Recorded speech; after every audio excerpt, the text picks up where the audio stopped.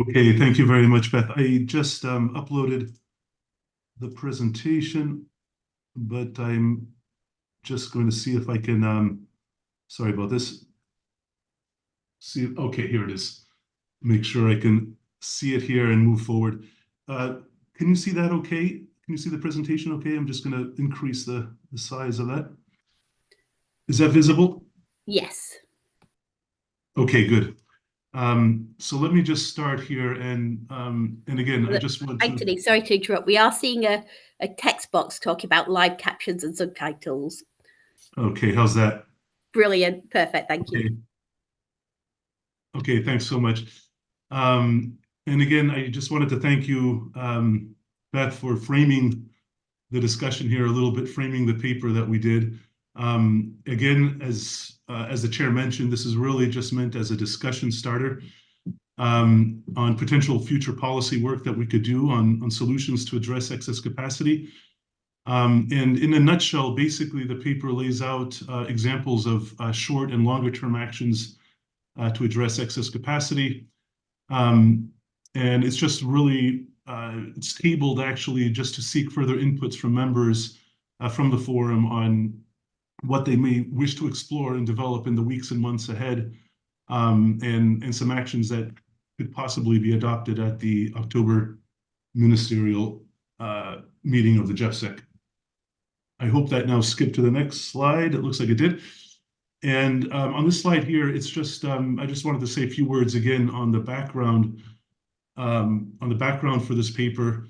I think, as you mentioned already, Beth, this problem of excess capacity is very serious and it's getting worse.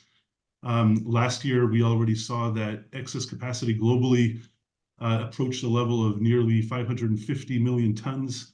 It's not a record level, but it certainly is very, very high. We can compare it to the total production of all the GEFSEC member countries, which is around 711 million tons. So it's a very significant amount of global excess that can pose significant risks to the viability of your steel industries. And you may have seen already that the World Steel Association came out with its April short-range outlook, but just to keep us very short, it's a little bit of a sobering picture for steel demand going forward. We have very sluggish growth this year. Next year, that's set to slow down next year even further. The Chinese economy is expected to have zero increase in steel demand this year, so completely stagnant. And it's actually forecast now to fall by 1% in China next year. And more than that, we have sort of emerging and developing economies outside of China are also seeing a slowdown in growth of demand next year. At the same time, the capacity is increasing in many of these economies while the demand is decelerating. So it's likely that the gap, this excess capacity gap, is going to widen. One of the points here I just wanted to make is just that steel industries around the world are really being negatively affected by this. Our substantive work, of course, has shown that this is across the GEFSEC member economies, a lot of adverse effects. But this is also affecting, global excess capacity is also affecting economies outside the GEFSEC, even those with rapidly growing steelmaking capacity. So when you look at India and the ASEAN economies, for example, they're also increasingly feeling the burden of global excess capacity. We're seeing the strains on trade with import surges of dumped and subsidized steel around the world. And in short, as you mentioned already, as the chair mentioned, this is not sustainable. If this continues, we're likely to see further erosion of the steel production base and also downstream manufacturing activity across the forum's membership. So this is, again, sort of on a positive note, this is a great opportunity to start taking action this year under the chairmanship of the UK. The call for action was already made at last year's ministerial meeting. And you might note from the ministerial statement where ministers and high-level officials asked the GEFSEC okay, sorry, just getting a message. I have to be faster here. Sorry for that. That we should develop the tangible policy options for addressing global excess capacity. And we had, of course, a stakeholder event to start the process to get our thinking going. And the next steps, I think, here for the GEFSEC would be to further explore and develop ideas. for the actions which could be included as commitments in the ministerial statement. I'm just going to go forward here a little bit. I can just, maybe I can skip these. This was just to show still that the contribution to global excess capacity is very high outside of the GEFSEC. It came down for a few years when China was a member of the GEFSEC, but it's now reversing. So the trend is now reversing.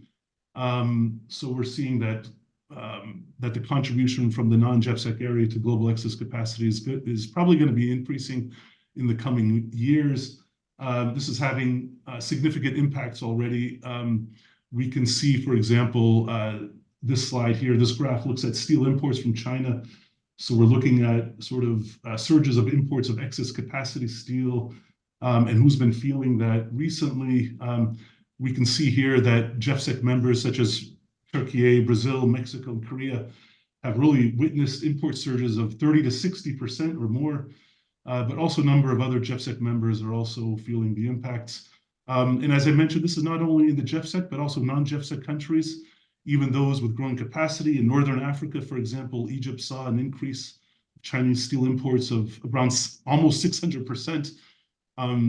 We saw India also had a surge of imports of 50%, also in Southeast Asia of 25 to 50%. So all economies are really feeling these effects. I just wanted to show a little bit of summary. I think I just have a few minutes here, but what we're trying to do here, some of the ideas that we're trying to put on the table here, which reflect, of course, the stakeholder event that was mentioned. And the first idea was really to look at a longer-term solution that would address the root cause of excess capacity. And one way to describe this was as mentioned in the recent steering group meeting that we had, which was to institutionalize the Berlin Principles through a formal agreement.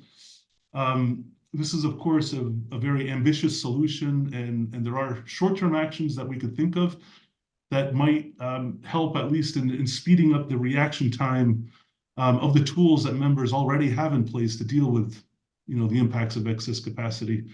So, in other words, the trade policy tools that are already in place, but are there things that we could do to help speed up the reaction time of those measures? The key questions we have for today are whether or not members wish to take some tangible actions, and if so, what they would be, and would members support adopting tangible actions at the October ministerial. I'm just going to move on here a little bit to the next part here, which is laying out some of the elements of a longer-term solution, to address excess capacity. And should there be interest in this longer-term solution, there would be, of course, a number of key elements that would need to be explored in order for us to take this forward. And we list a number of key elements in the paper, and some of them I've reproduced here just to mention a few of these. For example, there's the scope of the agreement. This is a key element that would need to be explored in terms of would the possible agreement focus only on commitments regarding excess capacity itself? In other words, the quantitative elements of excess capacity, or should it also include disciplines on market distorting subsidies and other government interventions that that lead to excess capacity? That would be in line, of course, with the Berlin policy recommendations on subsidies. A second element, of course, would be the appropriate membership of an agreement. Of course, for such an agreement to be meaningful, we need to have the major sources of excess capacity that are outside of the GEFSEC. We would need to have them at the table. So, for example, how do we extend membership beyond the GEFSEC? This is very linked to the issue of incentives, which is also mentioned here in the third bullet. It's how to create the right incentives so that the agreement would reach its objectives in terms of addressing global excess capacity. And we've seen, of course, that GEFSEC members are not the major sources of excess capacity. So what kind of carrots and sticks would be necessary to make sure that the real sources of the problem also join the agreement and abide by the rules set? Also, the character of the agreement in terms of whether it would be legally binding or just voluntary in nature. Institutional structure, this is, of course, much more of a long-term issue. We don't need to think about this really right at this stage, of course, but it would be whether or not this would be as a self-standing agreement operating outside the WTO, or if members would like to incorporate that in the WTO. But these are issues, of course, for a later stage. We don't need to think of these necessarily right now. And also the timeline of the agreement, which is also something that we could look at later on in terms of what the timeline would be for developing proposals and negotiations. I just want to quickly just go into some of the short-term actions that the paper mentions, just cognizant of the time here. We just wanted to mention, I think that, and just to reiterate, of course, what the chair mentioned is that we think that we might need, in terms of really addressing excess capacity, we might need long-term and short-term solutions. The long-term solution is, of course, looking again at addressing the root causes of the problem, but short-term solutions are also needed to mitigate, mitigate the impacts, and also to speeden up the reaction time so that members can use the existing tools that they have to address impacts of excess capacity. And this, of course, this slide here just shows sort of set of actions that might be considered in the short term. The first set of actions here that the paper explores are in the area of trade circumvention. I think we see that, of course, the circumvention of legitimate trade measures is a growing problem affecting the steel industry. Some members do have anti-circumvention regimes in place, but many do lack the tools and frameworks for addressing circumvention. The reason why we think this could be of interest is that as members may rely more on trade measures to deal with excess capacity going forward, circumvention activity will lessen the effectiveness of those trade measures.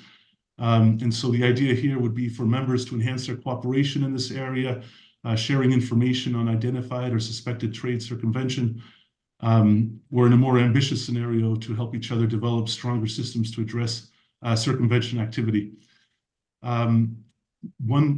Once more members have anti-circumvention systems in place, there could also be some coordination of anti-circumvention actions.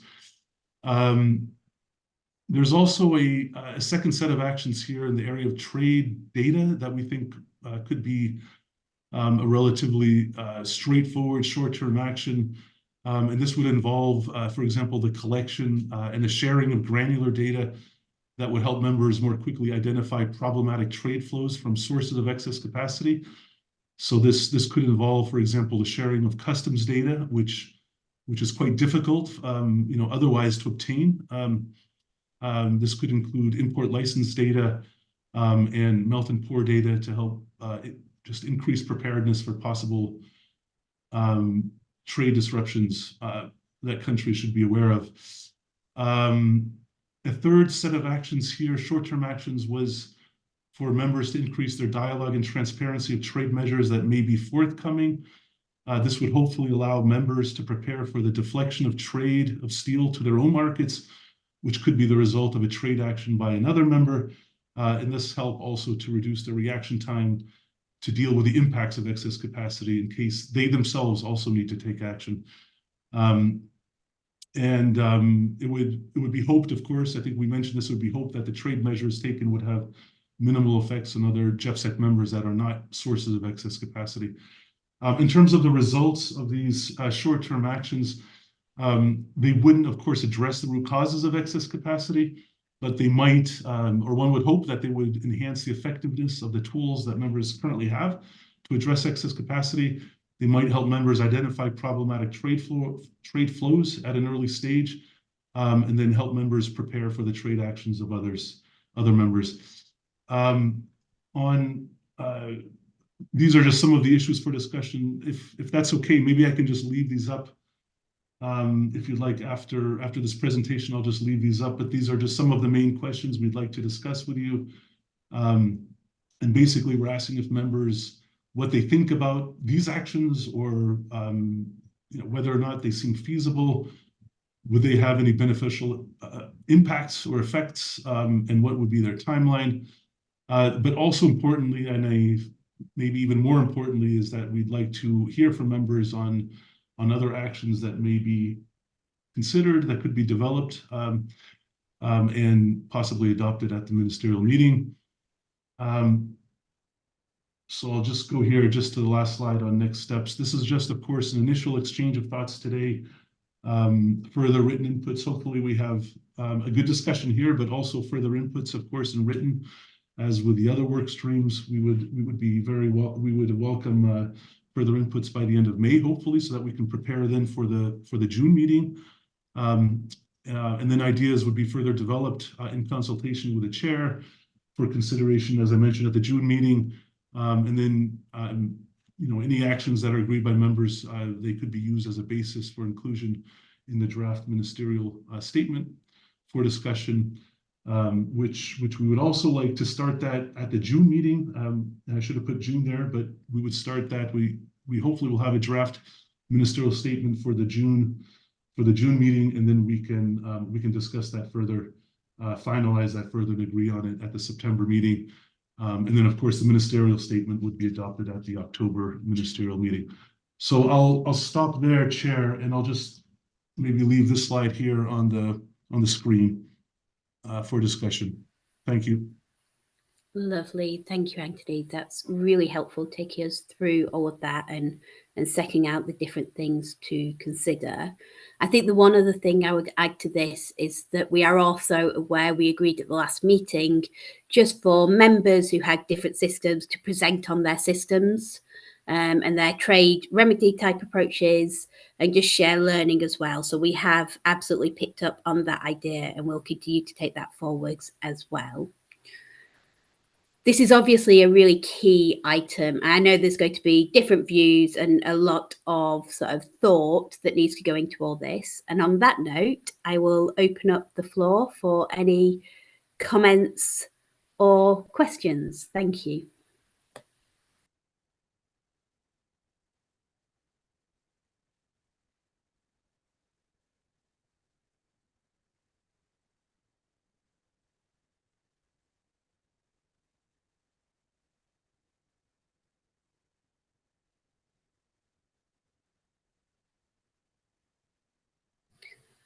I think, actually, I'm just going to hesitate a moment. I think that the US was first.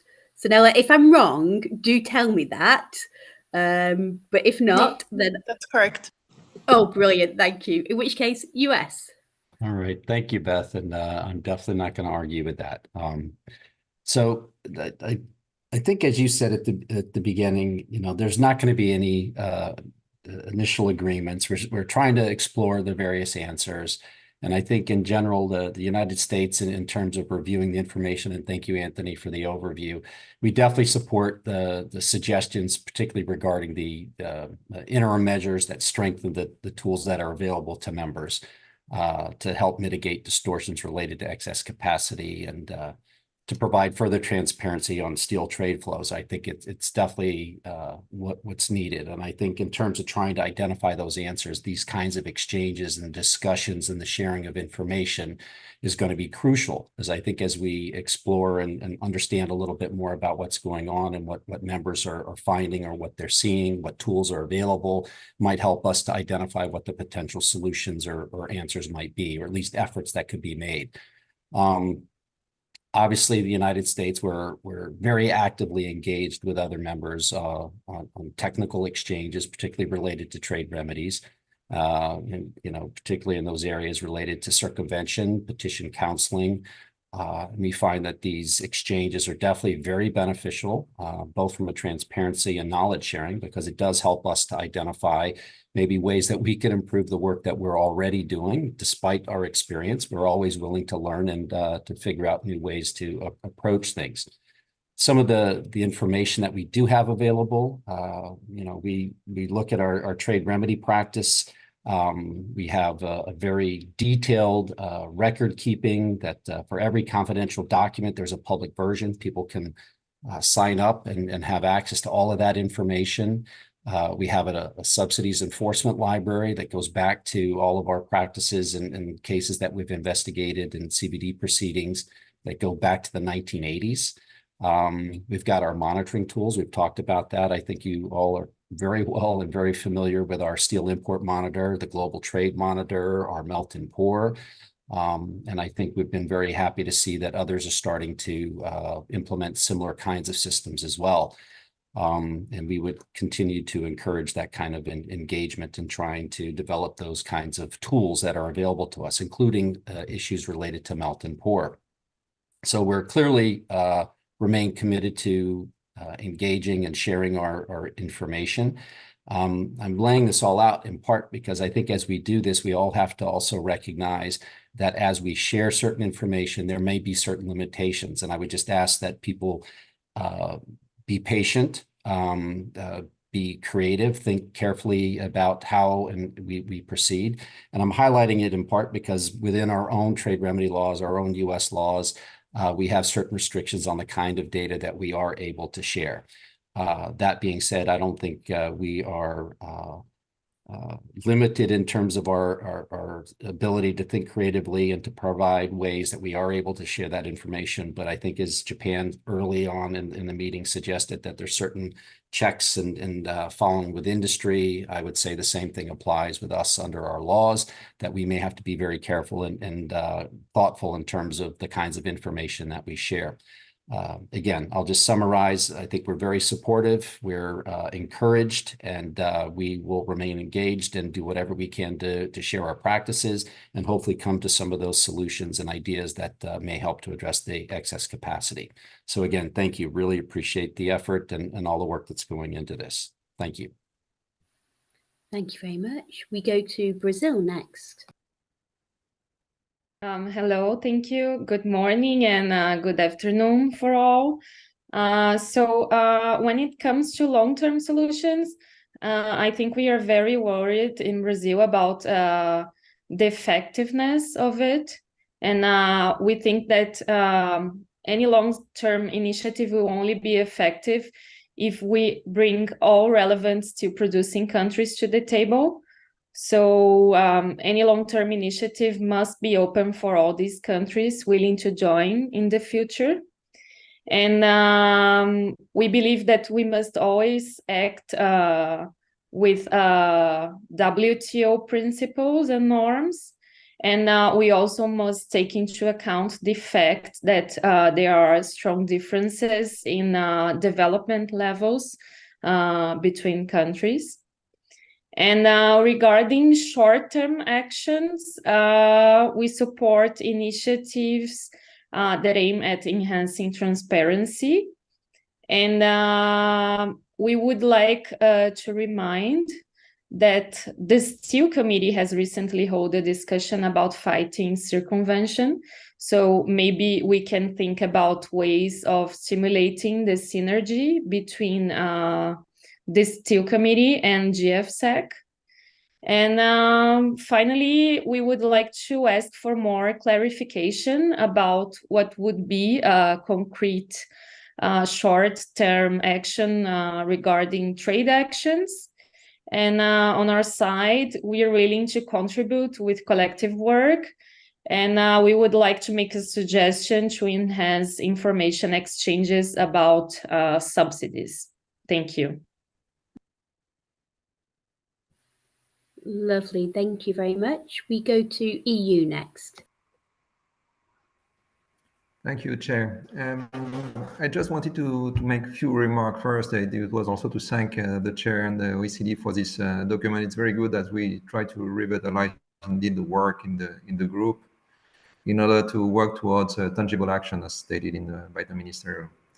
Now, it's true that the evolution are going unfortunately in the wrong direction. The risk of fragmentation of the global market is higher than ever. And there is certainly a need indeed that we reflect how we can work together in order to avoid such an evolution. The Berlin Principle on which you are referring to were adopted or at least discussed when we had a much broader membership at that stage. China and India were a member of GFSEC. It is not the case anymore.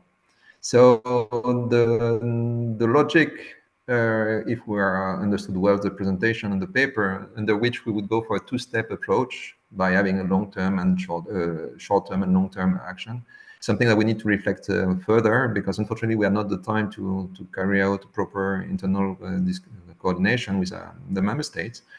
But we see also the need to reflect further if this approach is the correct one, because as mentioned just before by Brazil, indeed there is a need to have a broad membership in order for this principle to create their effects. If there is not such a situation, we need to reflect how to then protect the market. For the time being, it is done on unilateral level by different members. And it is we need to think twice. What should be then the content of a possible joint action in order to maximize the effects? That's why we welcome certainly this call from the chair in order to work on this on those actions. We are also committed to do it, and we are willing to work with that. But we consider that the substance should prevail over the form. And it seems to us that already now indicating that we would be working towards a steel agreement is something that may be premature as long as we don't have clarity on what should be the scoping and the area of what should be covered there. We are a bit concerned that if we were just focusing on transparency element that we certainly welcome, it would be perceived as an agreement that would not be delivering the protection that the market needs. So obviously the work on the transparency can be certainly also object of reinforced language in a potential ministerial declaration. But there is not necessarily a need for transparency element to go as far as an agreement. Now, if there is other element, maybe an agreement would be necessary. That's why we would need also to reflect further on those on the form. And just so to conclude, so we certainly welcome this type of reflection that to trigger this work in the GFSEC. Maybe also we need to think to what extent some additional work from the Secretary would not be needed in order to fuel this reflection. And we are certainly looking forward to continuing working with you on those different elements and exploring how to enforce them in the best manner. And in terms of communication, just maybe we need to be careful in not generating excessive expectation of an agreement at the level of the GFSEC if we do not bring tangible solution and tangible actions as we are all looking for. So I'm looking forward to continue working with you on this topic. Thanks a lot. Lovely. Thank you very much. And next to Japan, please.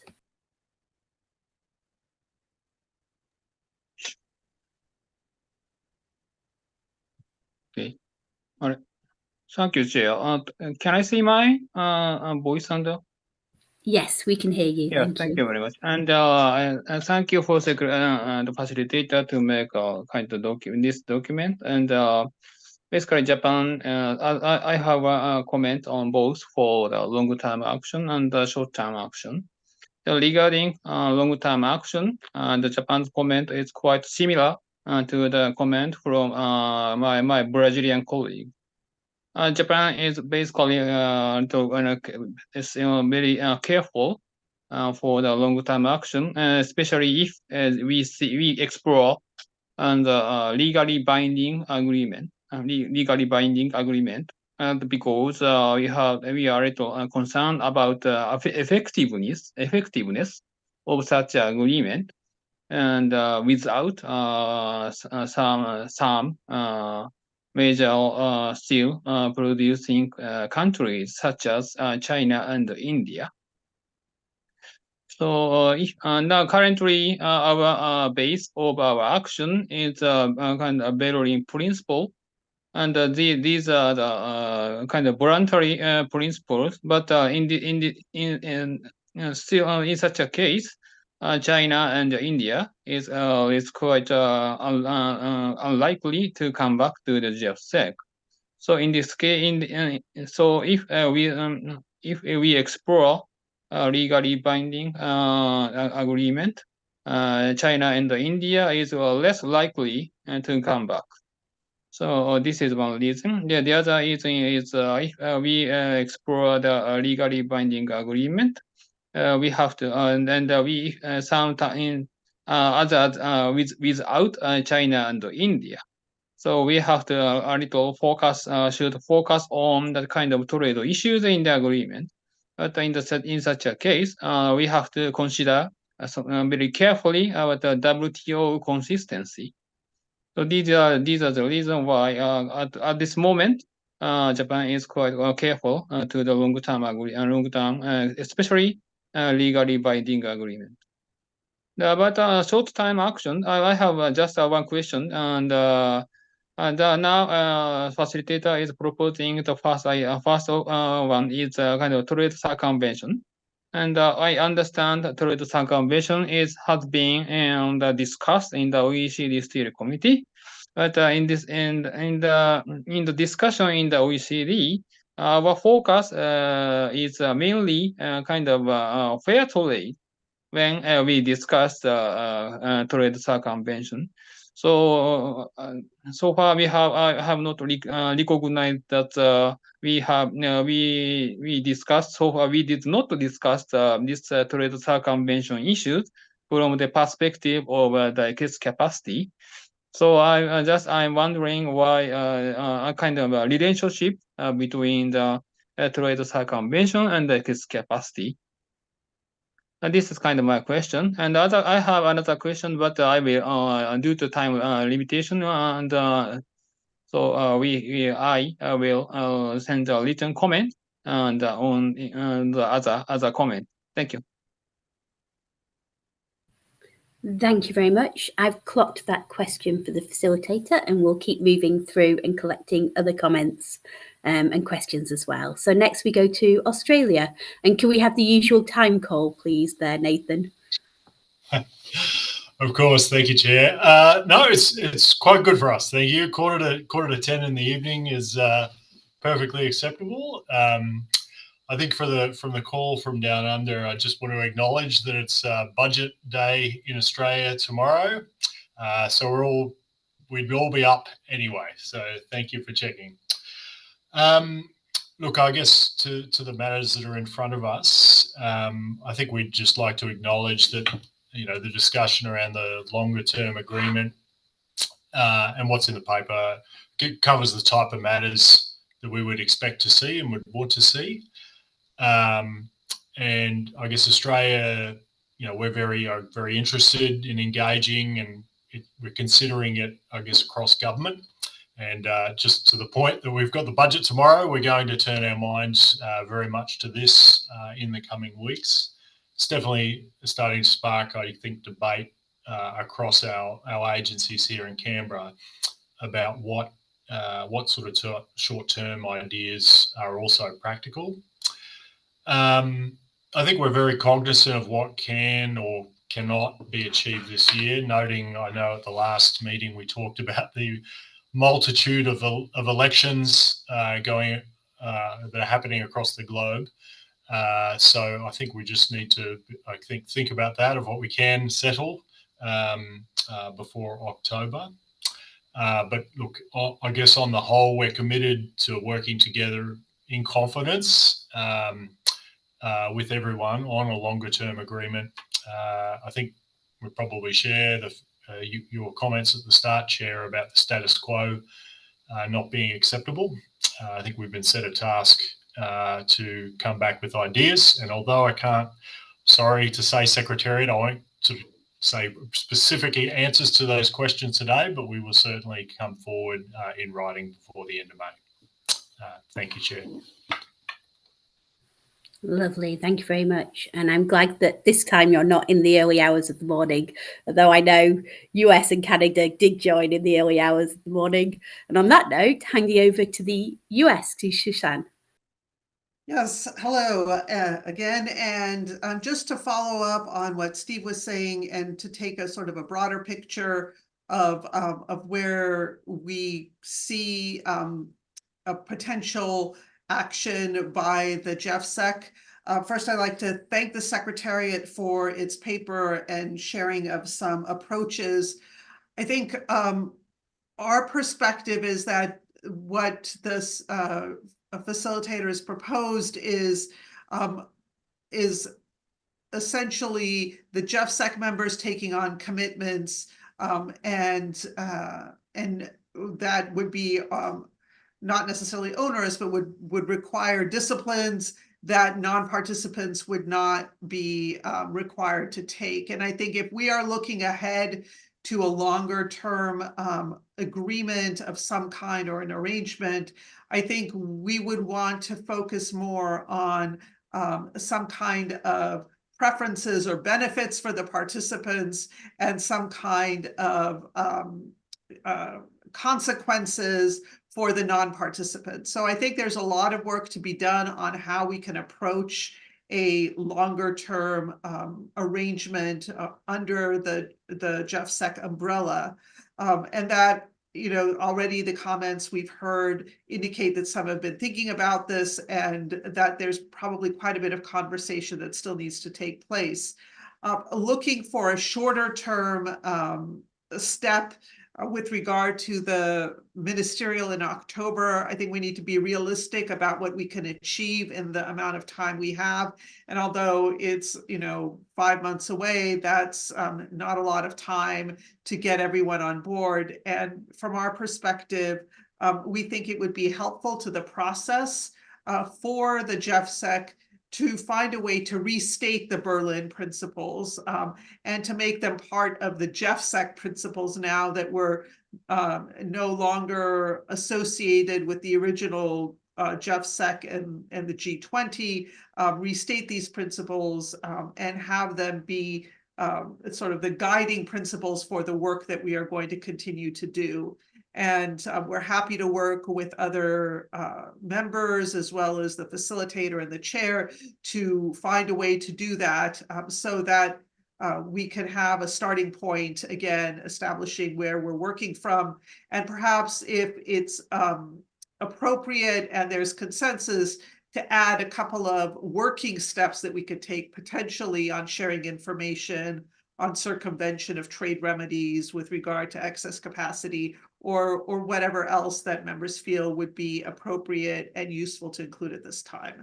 So we look forward to the continued conversation. We think this is really important now that we've established or reestablished the GEFSEC under the OECD umbrella, that we plan an active forward-looking agenda. So thank you for the work in that regard, and we look forward to the continued conversation. Thanks. Thank you very much. We now go to Italy. Yes, good afternoon, and thank you very much, Chair. Thank you, Beth. I want to say as the first point that Italy aligns with all the comments, the observations that were made before me by the EU, by the Commission. I also want to thank the Secretariat for the proposal and for the initiative, in particular for this long-term initiative. It certainly has the merit to try to stimulate an urgent and most needed reply to the ever-growing concern of steel excess capacity globally. However, we would recommend at this stage, and as a preliminary essential step in this direction, a revision and update of the Berlin Principles, which were endorsed when also China, among others, was part of this forum. This is precisely the point that was made by the US before me. We certainly need also to ensure the full compatibility of any future agreement on steel with the WTO rules and obligations, in particular for what concern TDI anti-circumventions, and towards those countries that will not adhere to the agreement. Furthermore, as indicated in the paper submitted to our attention under this item 7, the subject of the agreement should effectively discipline government subsidies and support measures that contribute to excess capacity. I'm quoting, of course, the text, and to include quantitative commitments to reduce or mitigate excess capacity. Finally, we wonder and we request to the facilitator clarification on the differences that such an agreement would entail with the global agreement on sustainable steel and aluminum. And finally, I come to the short-term actions. I won't probably be very satisfactory in giving you new ideas or in subscribing to precise actions. Rather, I would make a general comment and say that, as others before me, we need to be concrete and also possibly effective. So in this respect, all the more we do on exchange of information and outreach would be very welcome from our side. Thank you very much. Thank you. We go next to Canada.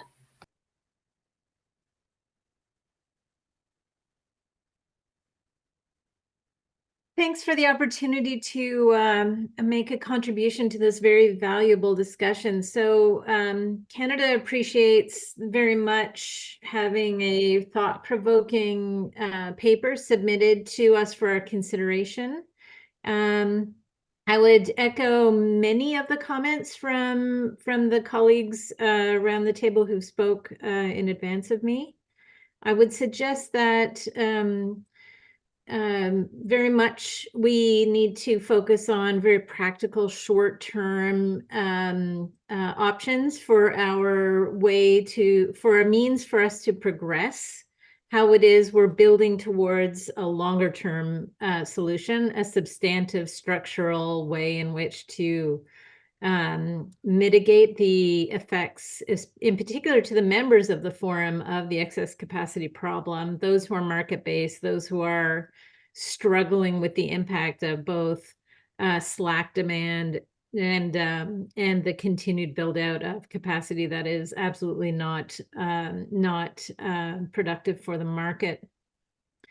In terms of a longer term way forward, I very much am aligned with the comments from the Americans, from the United States, that suggest maybe turning on its head what was stated in the paper, which is an orientation such that being outside of the global forum or such a mechanism would be the real the mechanism for causing a shift in continuous production of excess steel versus those who are inside who are dealing with it. So instead of having mechanisms that constrain those who are trying to battle the effects, but make it very hard to be outside of an agreement. I'm very skeptical as to whether there's a carrot juicy and big enough to bring any of the countries who are not around the table back in. And so therefore it's got to be hard for them to not be in this group. And by doing so, some sort of arrangement in which that's made manifest. So again, I don't have any practical ideas at this point in terms of what could be on the short term. Perhaps a revisit of the Berlin principles, not in a prolonged way, but something very practical, such that we can have some of that input into our very practical next steps. Thank you very much. Thank you. And we go to Germany, please.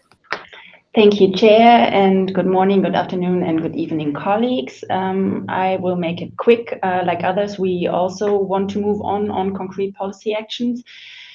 And like most of you have said already, we would also like to concentrate or focus on the short-term actions. We think this is most promising at this point in time.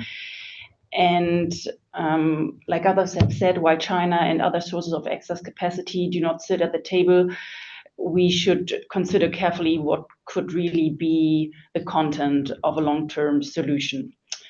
And like the US and Canada have said, we would also be open to considering updating the Berlin principles and looking into the principles again and see whether this might be a solution to move on also in the long-term trend. Thank you. Lovely. Thank you very much. I think we've gone through everyone's hands at this stage. I'm going to invite Anthony in a moment just to answer the question from Japan, because I think that's really useful practical information. And then after that, what I'm going to do is play back some of what I've heard with some ideas on how we can take it forward to then open up another conversation. So people can tell me if actually I might have misinterpreted or suggesting sort of practical ways forwards that others may or may not like.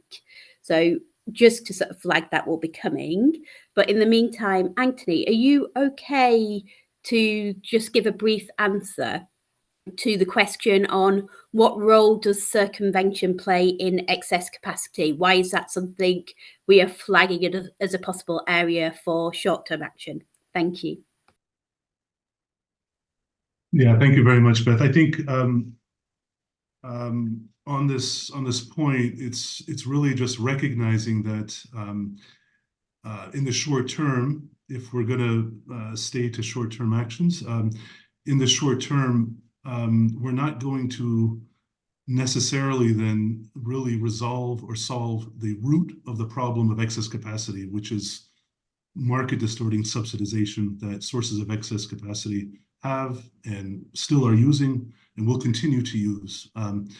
This will of course, this is happening not only on steel products, the current sort of carbon steel products, the traditional products, but it also might be in the future affecting green steel products and moving down the value chain. It could affect other kinds of products. So I think that knowing that if we don't really have the means to really address the root cause of the excess capacity problems that we see, knowing then that in the short term, then that countries will be using the tools that they have available, which are trade remedies and other trade measure tools that they have, then those will be the ones that will be used to address excess capacity. And we're seeing a number of trade measures rise.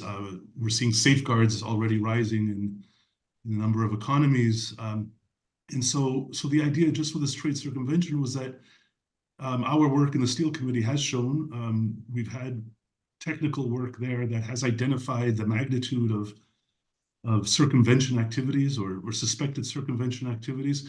We know it's a growing problem. So the idea is that, well, if this is a growing problem, then the tools that governments have now at their disposal to deal with excess capacity, the trade tools, they will be less and less effective going forward. So even those tools will have less and less effect on mitigating the impacts and having less effect on the real problem, the root causes of excess capacity. So it is in that sense that it is linked to excess capacity, that if we want to make sure that at least the tools we have in place now have some measure of effect, then we need to kind of address that circumvention problem, which seems to be growing now. So I think, and it is right that it was mentioned that there was.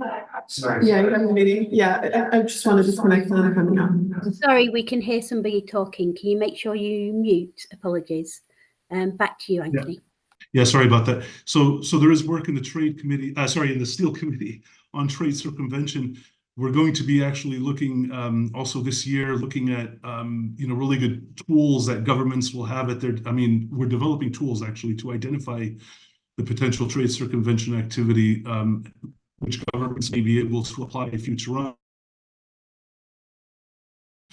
Look at this, but I think the idea here would be to help countries, because a lot of countries don't have sort of anti-circumvention regimes.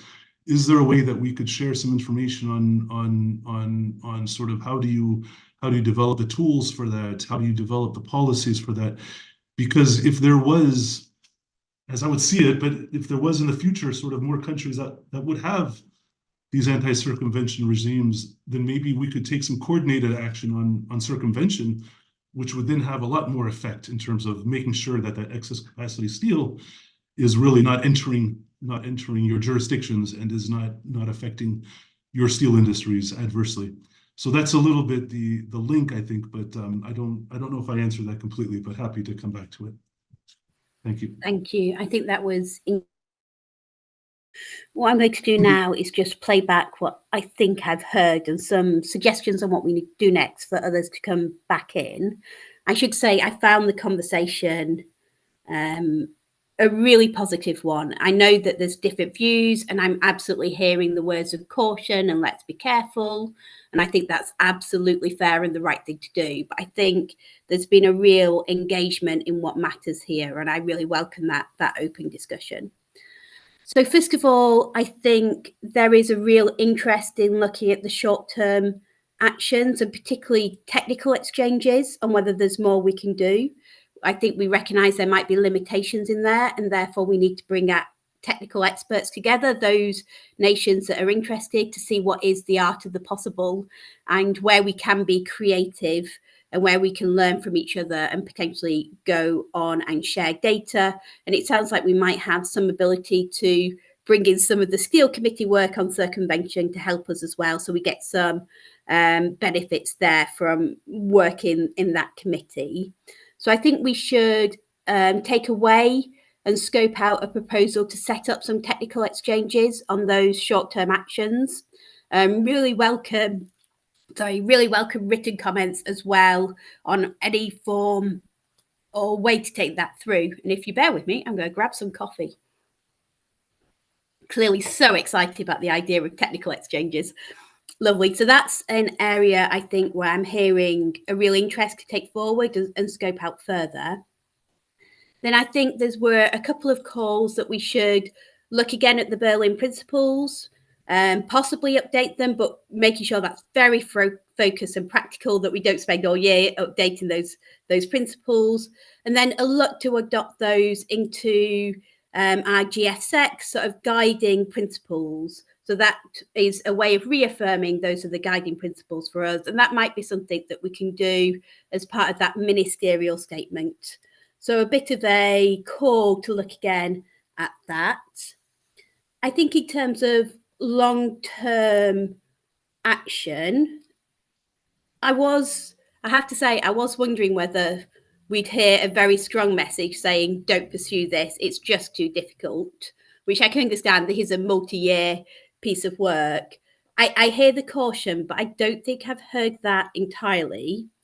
What I suggest might be helpful for what I've heard is something where we try and set out what could some coming together look like with and under WTO principles if it's a collective action which doesn't include the nations, which is the sources of overcapacity. So if China and India and others are not going to join in this, then what could you actually do that tackles either the issue of excess capacity or the impacts thereof, and doesn't just set up a way of us continuing to police ourselves and hold ourselves to account? That's very important, but that's the existing principles and process that we already work under GFSEC. This is how can you get to the heart of what matters, and is there a way to do that if people coming together? And really important here that form needs to follow function. So we shouldn't necessarily say we definitely want a multilateral agreement. That might be the route, but it's what can we do? Is there a shaping or some way of working collectively under WTO principles that could actually then have a meaningful difference? I think that's sort of what I was taking away, what I wanted to play back as sort of a way of maybe moving forwards on this. I think there is a collective view that we do need to do more, and that we're all in the market for taking this forwards and actually trying to do something. And I think that is incredibly positive. I will leave the US and EU to set out, should they wish to do so, in response to Italy's question about how this fits with their negotiations on a global agreement. I don't think that's something that I can do as GFSEC chair. But I think other than that point, I have hopefully played back some ways of taking this forwards. Having spoken for a very long time, I will reopen the floor to see if anybody wants to come back on any of my suggestions there. Thank you.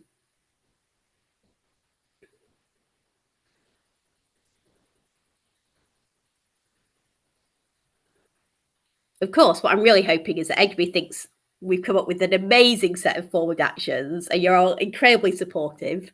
Thinking of waving a UK flag at some point, just, to make us feel wonderful as chairs. But, I understand other people might have views on that one. Lovely. On that note, I think US might have their hand up. Yes, thank you, Beth. And in the vacuum, I wanted to come in and say thank you for summarizing the discussion. I think you've laid out sort of where we are, which means there are some ideas we're gelling around and others that we still need to develop. And so we're looking forward to that work. I just wanted to say, with regard to the global arrangement, I think it's still premature to think about how it may or may not materialize and fit into this discussion, but certainly at an appropriate time, we would be open to discussing that. So thank you for putting that on perhaps the side burner while we work on the more immediate tasks of the GEFSEC. Thank you. Lovely. Thank you very much. Does anybody else want to come in on this topic?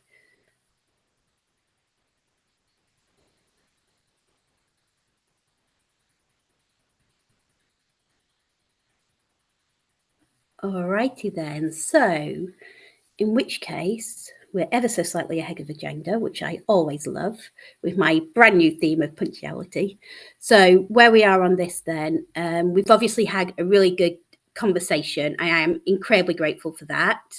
Really welcome written comments again by the end of this month, and then we'll reflect on how to best take this forward. And some of the sort of suggestions I've made today are probably things that we will absolutely look into. And think about as possibly ways to move forwards, but also to see very much the written comments that come our way. I think the one thing I would say as well is that it's just really clear that we all know this matters and finding actual action matters. And I find that incredibly reassuring that continues to be a main theme that comes out. I think then we are ready to move on to any other business. Does anybody have any other business, please?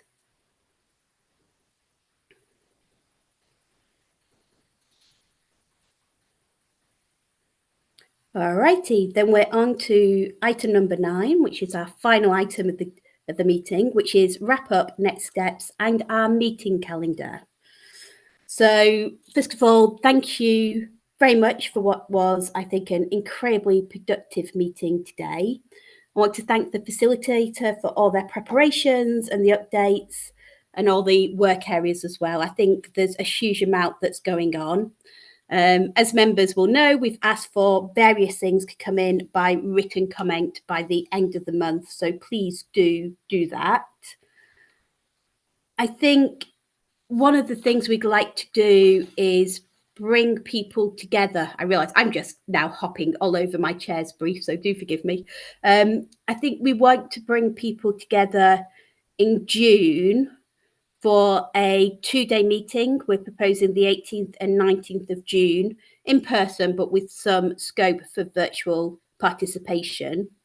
Now, the reason we're suggesting and like to move ahead with a 2-day meeting is because there's so much to discuss. And I think there's a real need for us to keep up the momentum on the substantive work. And we're hearing, of course, that this is difficult stuff. It's not easy. And therefore, we're really keen that we work with members every single step of the way. And so that we are having these conversations on an ongoing basis so that we're really together shaping the work. So just to flag that's one of the sort of next key things we think we need to do in the calendar is come back together in June. All your information, all your written comments by the end of May will help inform that June meeting. And that's why, it really is an end of May timing. I'm going to pause here and bring in Italy. Yes, thank you. Just a clarification. You mentioned 18 and 19th, and you said in person. Does it mean that it's not going to be in hybrid form as it has been before? It's only going to be in person? Because as far as I'm concerned, on the 19th, and I had signaled that in writing before, I would be in Brussels for the other meeting that I cannot cancel. So just to understand how you want to play that. I was hoping at least to have 17 and 18 and not the 19. And then the hybrid format, whenever this situation appears, allows a bit of flexibility. But if it's in person, of course, my colleagues in Paris will have to follow. Thanks. Of course, and thank you. I don't think I was articulating myself at all clearly there, so that's a really helpful prompt. So to say 2 days, it will be hybrid. So there will be that ability to come in virtually, but we'd welcome as many people coming in person as possible, because it makes a huge difference, I find, be able to have more people in the room for that conversation. I know diaries never work for everyone. You're not the only one who wanted the 17th and not the 19th, but that's the best date we've been able to do. I should also flag we'll be in a slightly different OECD building as well, as we couldn't book our usual rooms, but we'll make sure Edgeby has all the logistics. So that's all right. The other thing we will do for June is work really promptly on trying to develop the draft agenda as well, with huge thanks to Stefan, who made that point this morning when we were gathering ahead of the meeting. So we'll do that so you can see just what we're trying to achieve with the meeting. And the other thing is we will explore there whether we can bring in some presentations, not too many, because I know that can be too much, but just whether we can do some of the early start on sort of sharing information on and examples of how individual members might do something. So we'll look into that as well, because I know that was one of our calls for short-term action. So all of that in June, then to help us progress all the things that we've sort of been talking about today. And also, as you've heard today, we'll use that meeting to make a start on what the October ministerial statement could look like, and what we want to stay there, and whether we want to, for example, take forward the Berlin principles as part of that. I know that probably feels a bit early, but we're really keen to socialise and make sure Edgeby is having plenty of time to feed in. We'll then have a virtual meeting in September where we can ping down the statement for it then to be in a great shape for all of us to have collectively agreed it for adoption at the October ministerial, which will be a virtual meeting. I'm also hoping there will not be a UK election in October, but we'll see what happens. So I think those are probably the main things. I'm just scanning my brief to see how much I just jumped over. But I think that is probably everything. So on that note, I will open the floor back up just to see if anybody else has any comments or questions. And if not, then we will be finishing a brilliant 15 minutes early, which I think counts as one of my success criteria. Any comments? No? In which case, do send in your written comments by the end of the month. Huge thanks to everyone for participating, especially those doing so at ridiculous times of the day. And I really hope to see people in person in June and see everyone there. Thank you so much. Goodbye. Thank you. Goodbye.